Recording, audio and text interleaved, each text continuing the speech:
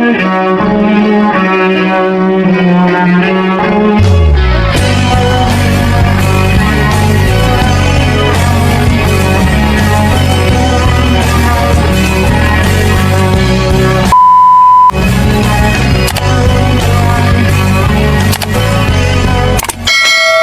day in my life as a student. Magpainit na pud mi ani para sa share dance. Itom na ganita gisamutan pa jud.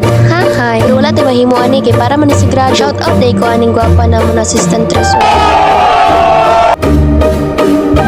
Hi guys, say hi to my vlog, Char. So dugay pa man sila mag-start, maglakaw-lakaw sa tadirian. Murag dili jud makayo sa akong power ang kainit. Maskin wala pa gani 20 minutes tuwara mag-inhaler na pud. Sa mukha jud ani natin sakit ba? Sakit sa utok.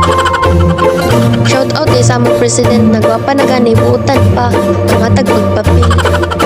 So dugay pa man jud sila mag-start, so magsunod-sunod sa kuha ni akong classmate. Wa may mabuhat yung mga tawhanan ni nagtanaw-tan-aw lang sa mga motor naka-parking diriha. Og sa dihang mga lebtanan maguni sila mga kamot.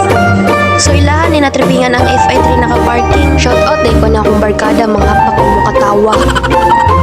Nagbasakpan lagi sa tag-iya. Tungod sa tong height mura nung tagbata ni ng tuya-tuya. So mag-start na day mag-practice ani. Og sa dihang kaulanon na po. Wrong timing jud kay ning ulan ay. So inana mi kasipat maski mga grade 10 na mi. Pero okay ra na sipat at least lingaw. So gitudloan na mi mga startings diri. For sure pag uli ani unya another pamaol na po. So diri na part na lutang na po si Miss Traveler. Pasensya. So dirian ang part kinakita man ako kung barkada sa akong ipansin. Ay lisod sa di na ako tagdun. Tabi pa myself.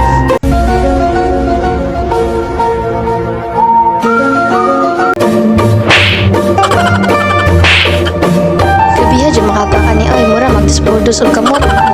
Lesson learned dili na magtabi para di mahapakan. Hapak na din makapagpatanyo kay Miss Traveler.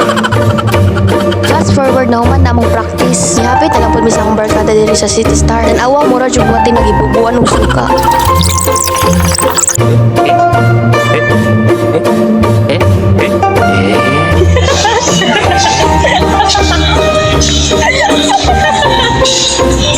Resulta ra na sa sayaw. So diri na nataman akong video. Thank you for watching.